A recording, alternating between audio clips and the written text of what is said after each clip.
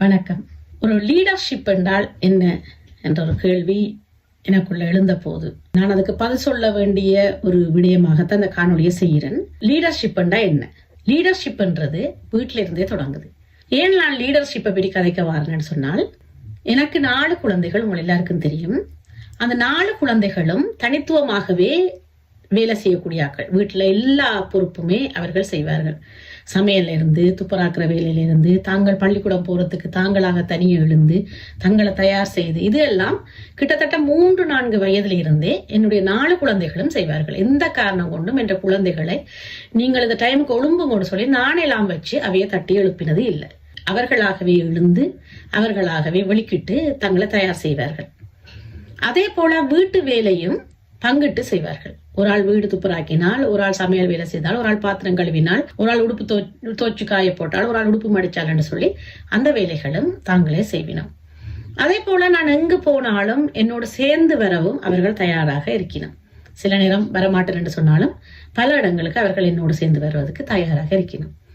அப்ப என்ன பார்க்கிற தமிழ் பெற்றோர்களும் சரி, பிரெஞ்சு பெற்றோர்களும் சரி கேட்கிற கேள்வி, நீ உன்னுடைய குழந்தைகளை விரட்டி வச்சிருக்கிறியா, நீ ஃபோர்ஸ் பண்ணி வச்சிருக்கிறியா, இல்லை என்று சொன்னால் நீ எப்படி அவர்களை இப்படி தயார்படுத்தி வச்சிருக்கிறான்னு கேட்பினோம். என்னென்று உன் குழந்தைகள் மட்டும் தானாக படிக்கிறார்கள், தானாக தன்னுடைய வேலைகளை செய்கிறார்கள், வேறு ஆக்டிவிட்டிஸ் செய்யணும், உனக்கும் வீட்டுல உதவியா இருக்கணும் என்றது ஒரு கேள்வியை கேட்டுச்சினோம்.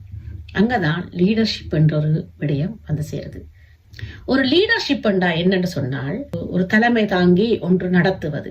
முதலாளித்துவம் இருந்தாலும் கூட ஒரு தொழிலாளர் கூட்டத்தை தலைமை தாங்கி நடத்துபவரை லீடர்ஷிப் சொல்லுவோம். அந்த லீடர்ஷிப்ன்றது ஆர்டர் பண்றதில்ல, செய் என்று ஆர்டர் பண்றதில்ல, தானும் சேர்ந்து செயல்படுவது, அவர்களோடு சேர்ந்து தானும் செயல்படுவது, தானும் அந்த வேலையை காரியத்தை செய்யறது. ஆனாலும் அந்த ஆர்டர் பண்றத, அந்த கமாண்ட் பண்றத, அது ஒரு நல்ல ஒரு வடிவமாக, ஒரு மென்மையாக அந்த உடலை பண்றது. இப்ப ஒரு வேலையை செய் என்று சொல்றதுக்கும், நீ இதை செய் நான் இதை செய்யறேன் என்று சொல்லி பங்கு போடுறதுக்கும் வித்தியாசம் இருக்குது. இப்ப நான் ஒரு இடத்துல இருந்து கொண்டு என்னுடைய பிள்ளைகளையோ, அல்லது நான் ஒரு லீடரா இருந்து கொண்டு நான் கையை கட்டி கொண்டு நீ இந்த வேலையை செய்ய ஒரு தொழிலாளிக்கு ஆர்டர் பண்றதை விட, நான் இந்த பங்கை செய்கிறேன் நீ இந்த பங்கை செய்ய என்று சொல்லி சேர்ந்து சமத்துவமாக வேலை செய்தால் அந்த லீடர்ஷிப் வேலை நடக்கும், கரெக்டா இருக்கும். அதே போல குழந்தைகளை சொல்லி வேலை செய்ய பழக்கிறது என்றது, நீ இதை செய் என்று சொல்லாமல், நீ இதை செய், அம்மா இதை செய்கிறேன், அப்ப வேலை குறைந்து விடும்.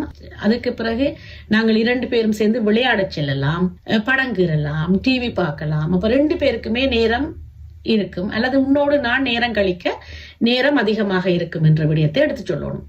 அதுக்கு அடுத்ததாக ஒரு பிள்ளைய நாங்கள் கற்றுக் கொடுக்கும் பொழுது 15 வயசு வரைக்கும் ஒன்றும் செய்ய விடாமல் அப்படியே ஒரு பொம்மை போல வளர்த்து போட்டு, அதுக்கு பிறகு அந்த பிள்ளைக்கு நாங்கள் வேலை சொல்லி கொடுப்போமே, ஆனால் அந்த பிள்ளை வேலை செய்ய மாட்டாது. ஆகவே ஒரு பிள்ளைய நாங்கள் சரியான முறையில வளர்க்க வேண்டும் என்று சொன்னால், சின்ன வயதிலிருந்தே அவர்களாகவே செய்கிற மாதிரி பழக்க வேண்டும்.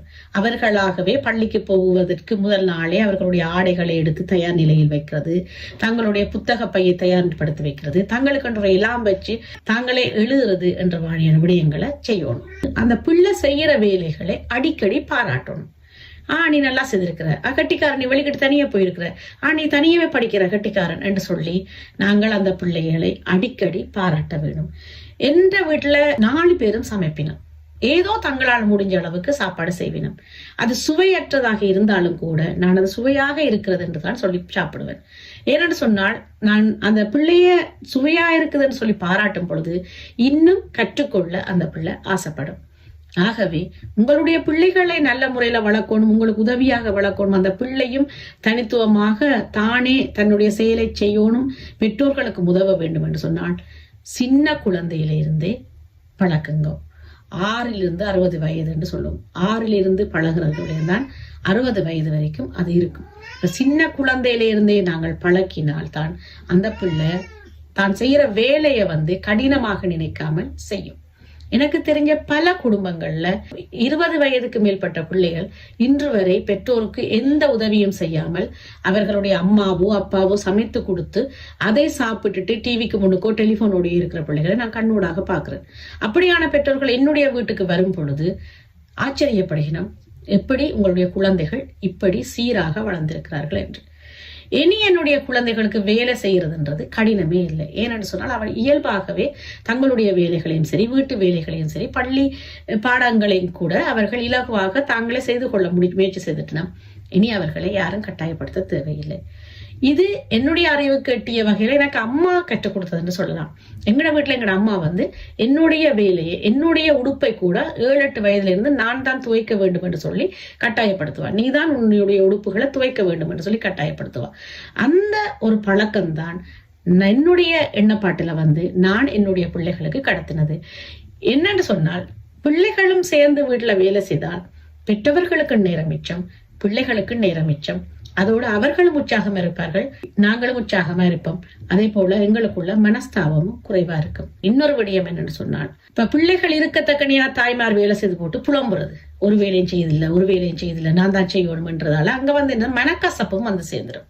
அப்ப அந்த மனக்கசப்பு வரக்கூடாதுன்னு சொன்னால் 1-2 வயது 3 வயது இருக்கும் பொழுதே அந்த பிள்ளைகளை நாங்கள் சரியான முறையில ஒரு சப்பாத்து போடுறது எப்படி என்று சொன்னால், நான் போட்டு வரேன் என்று சொல்லி கதிரில இருத்தி நாங்கள் கொண்டு இது வலது கால் இடது கால் என்று போட்டு விடாமல் பிள்ளையே இருந்து போட சொல்லி, அந்த பிள்ளை வலது கால் இடது கால் தவறாக போட்டால் இல்ல மாத்தி போடு என்று சொல்லி கொடுத்து நாங்கள் கற்றுக் கொடுக்க தொடங்கினோமையானால் அந்த பிள்ளை சீரான முறையில கற்றுக்கொள்ளும்.